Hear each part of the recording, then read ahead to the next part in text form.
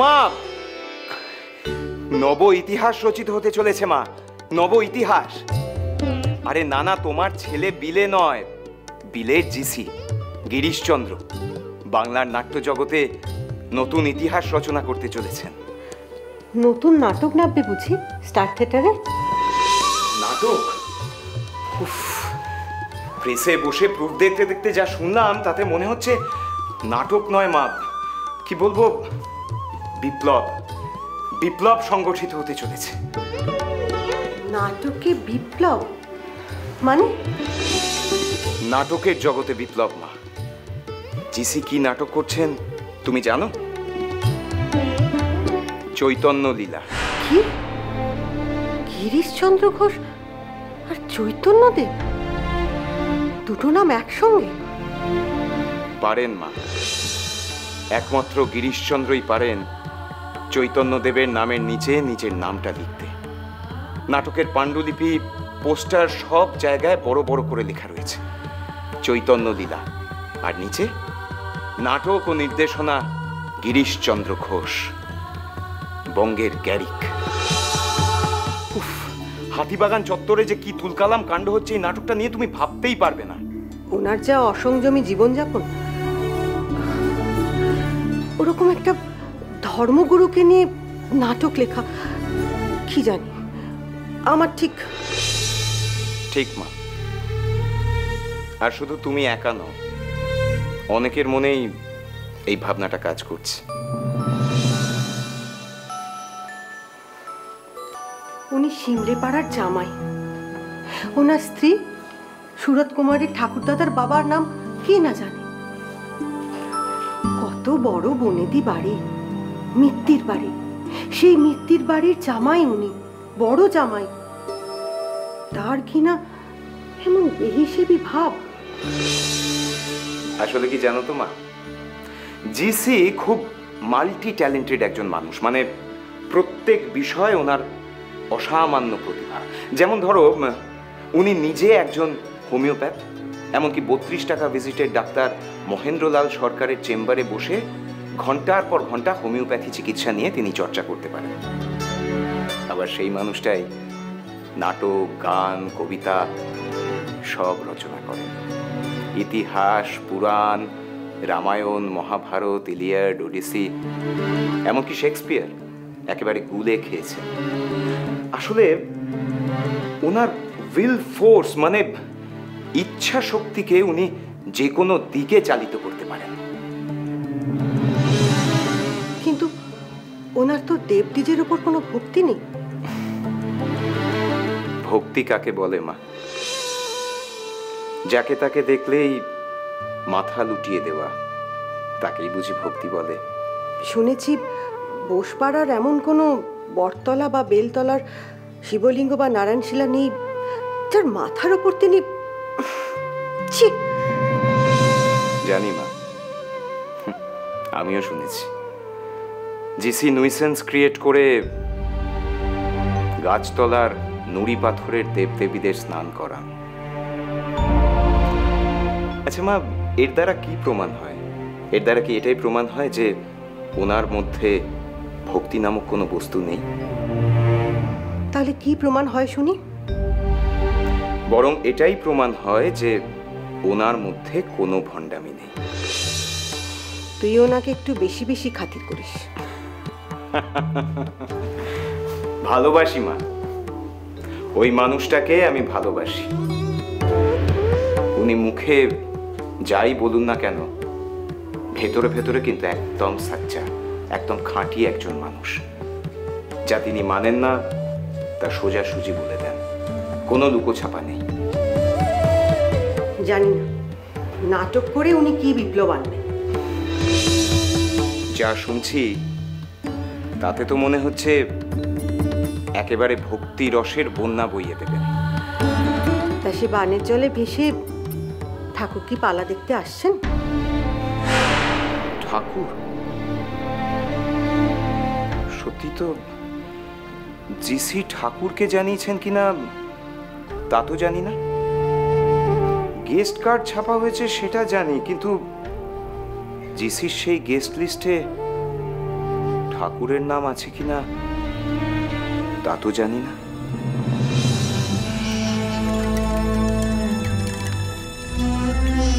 আগামী 2রা আগস্ট আমাদের চৈতন্য লীলার ওপেনিং। এটা টেনশন হচ্ছে। একটা টেনশন হচ্ছে। তুমি টেনশন নিলে আমরা কি করব? দেখো, তোমাদের সমস্ত দায়িত্ব কর্তব্য আমি তো তোমাদের ভালো করে বুঝিয়ে দিয়েছি, আশা করি বুঝেও গেছো সবাই।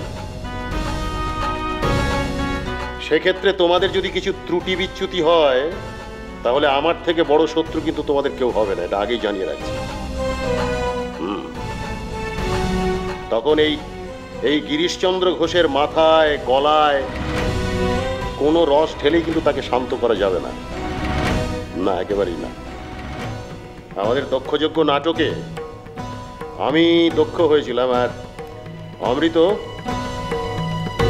এই যে অমৃতলাল, তুমি হয়েছিলে নটরাজ শিব।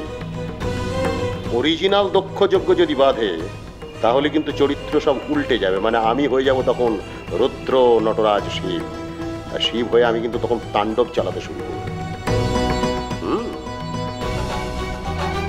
রুদ্রের ঘাড়ে তো ওই ছাগলের মুন্ডু বসানো হয়েছিল, আর আমি যদি শিব হই তাহলে তোমাদের সব কটার মুন্ডু কেটে ওই বিডন স্ট্রিটের গ্যাস পোস্টে লটকে দেবো, মনে থাকে যেন। ওরে বাপরে, শান্ত হও প্রভু, প্রভু শান্ত হও।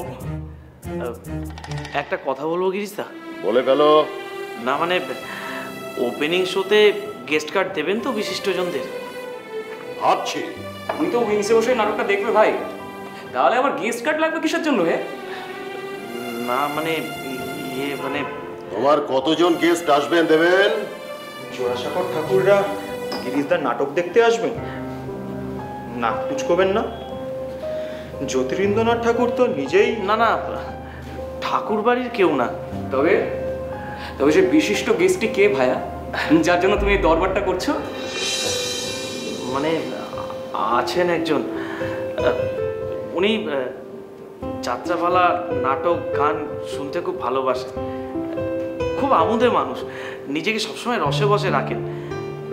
মানে আমার খুব ইচ্ছা ওনাকে গেস্ট কার্ড দিয়ে নাটকটা দেখাতে নিয়ে আসা। কে তিনি? দক্ষিণেশ্বরের রামকৃষ্ণ পরমহংসদেব। ওহো, গুরু তুমি তো এখন জানো না, এই দেবেন এখন ওখানে নাড়া বেঁধেছে ঠাকুর বাড়ির ব্রাহ্ম সমাজ থেকে বিদায় নিয়ে। মনে মনে আমি ওনাকে গুরু মেনেছি। ভবসাগর তারণ কারণ ভাবে ভাবে যা দেখছি গুরু, তাতে উনি এই দেবটা গেস্ট কার্ড দিন না ওনার জন্য। No, never never. উনি পরমহংসই হন আর পতিত পাবনী হন, ওনাকে টিকিট কেটে আমার থিয়েটার দেখতে হবে। এটা গিরিশের নাটক, মাথায় রেখো।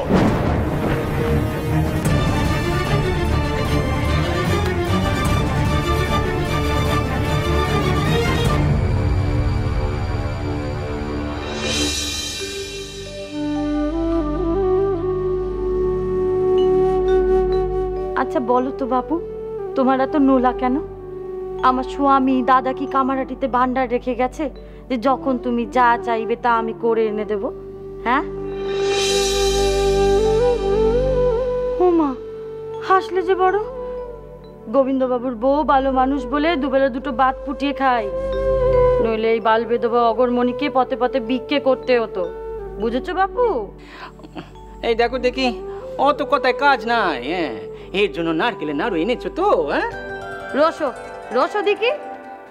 রসো বাবু রসো এনেছি, আগে একটু বসতে দাও। ও মা, আজ কিন্তু তোমার কোলে বসে নাড়ু খাবো, কেমন? হ্যাঁ হ্যাঁ, তাই বসো।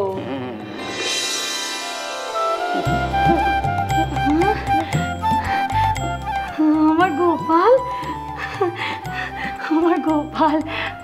ওই গো মা, এরে কোলে নেবে নি? হ্যাঁ, নেবো কেমনে? আমার গোপাল বসে আছে যে। হ্যাঁ, আমার গোপাল। কই গো মা? ও মা, দাও দাও না।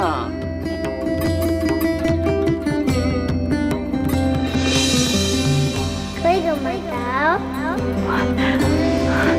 দাও মা দাও দাও মা দাও।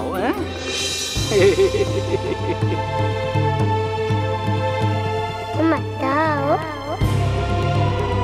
দাও মা দাও ও মা দাও না দাও। এসব এসব কি হচ্ছে আমার সঙ্গে? তোমার নাড়ুর জন্য মনটা বড় ছটফট করছে। দাও না দাও দাও দাও দাও। দাও দেখিনি, দাও দাও দাও দাও দাও দাও দাও দাও দাও দেখিনি। গোপাল গোপাল করে বোধহয় আমার মাথাটাই খারাপ হয়ে গেছে, বোধহয় ভ্রম হচ্ছে। নাও দেখি।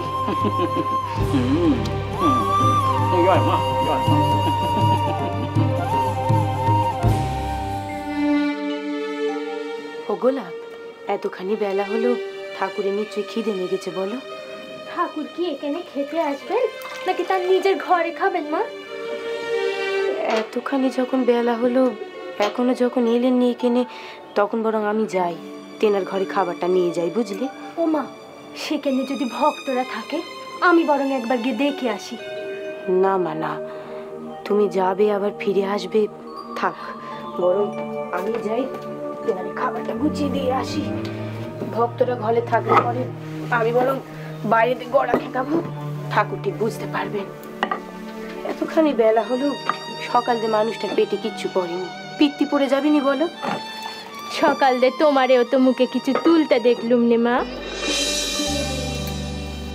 গোলাপ, তিনি কিছু মুখে না দিলে আমি মুখে কিছু দিই কি করে বলো তো মা? আমরা হলাম গা গ্রামের মেয়ে, আমাদের দেশের মেয়েদের ছোটবেলাতে এমন থাকা অভ্যেস আছে। বাড়ির কর্তারা মুখে কিছু না তুললে আমরাও মুখে কিছু তুলতে পারিনি। হ্যাঁ গো মা, আর এখানে আসবার পথে সেই অভ্যেসটাই চলছে, মুখে জলটুকুও তুলিনি। তাই তোমাদের ঠাকুর তো আমারে বারবার ধরে বলেন, হ্যাঁ গা, মুখে অন্তত জলটুকু তোলো।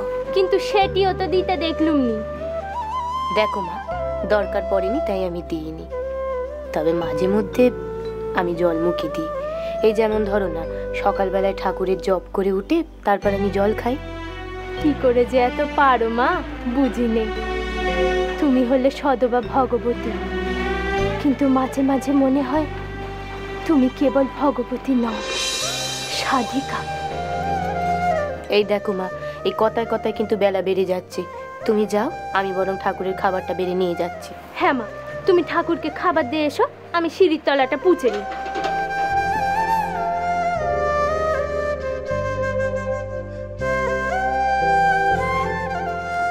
নিজের কথা আর কি বলবো বাবা, তখন আমার 7-8 বছর বয়স, ভালো করে কিছু মনে নেই। বাড়িতে বেশ ধুমধাম, আমি ঘুমিয়ে পড়েছিলাম, হঠাৎ কে যেন এসে আমায় ডাকলো, বললো বর এসছে, আমার নাকি বিয়ে। তারপর তারপর কার যেন কোলে করে, সে কথাও মনে নেই। একজনের চারপাশে আমাকে ঘোরালো, পরদিন জানতে পারলাম সে নাকি আমার স্বামী। বিয়ের পরে বাপের ঘরে রইলে, তাই না?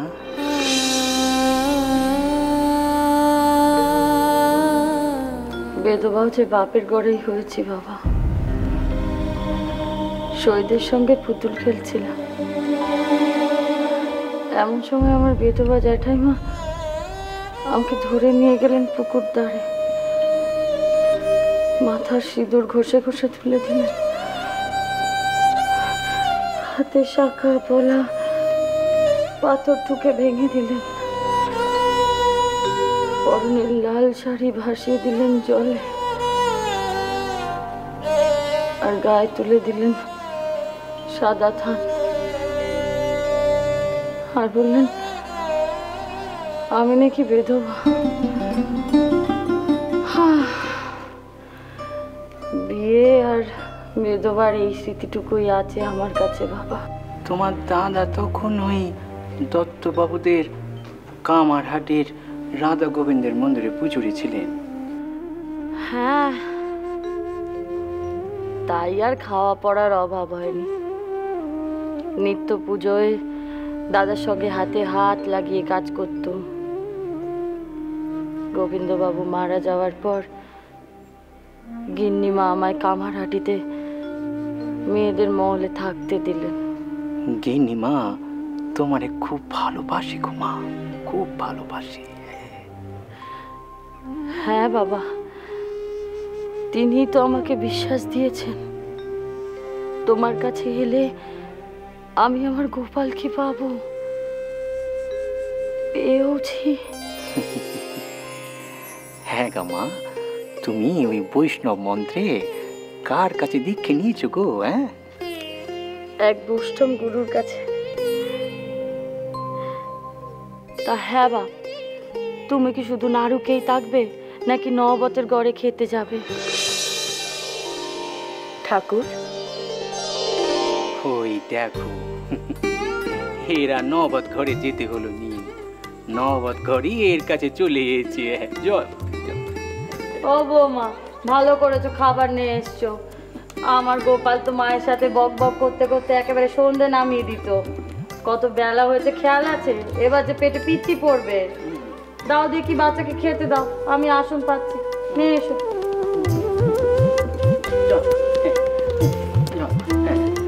বসো দেখি। ও মা, মা গো, তোমার ব্যাটার পিঠি পড়বে নি। ওই তোমার ব্যাটার পেটে নাড়ু আছে না? হ্যাঁ, নাড়ু আছে না? বাড়িতে 4টি নাড়ু পেয়েছো, এখন ভাত খাও, আমি বাড়ির পানে যাই। কেমন? তোমার তো খুব ভেদ বুদ্ধি দেখছি গো শাশুড়ি মা। কেন গো বৌমা? ব্যাটার বেলায় নাড়ু আর বৌমার বেলায় আমি তো কিছু বুঝলাম না বৌমা। মা গো, কোথায় কোন সংসারে দেখেছো শুনি যে শাশুড়িরে আগে না খাইয়ে বৌমা আগে খেয়ে নেয়? তুমি যাও না, নবতের ঘরের পানে যাও দেখি, তোমার বাচ্চারে খাইয়ে দে, তারপর আমি আসছি। এখানে না খেয়ে কিন্তু আমি তোমারে কোথাও যেতে দেবো না। ও বৌমা, এইসবের কি দরকার? আমি ঘরে গিয়ে ভাত ফুটিয়ে নেবো। দেখো মা, তুমি মুখে কিছু না দিলে আমি কিন্তু মুখে জল অব্দি তুলব না। ও বা, বৌমারে তুমি বোঝাও দেখি। উন্নতি করুনি গো মা, উন্নতি করুনি। ওই যা বলছে তাই শোনো। ওই নবতের ঘরে যাও দেখিনি, ওরাম নিলে খুঁড়ি হাতে জল দাও। হ্যাঁ, হাতে জল দাও। নাও দেখি।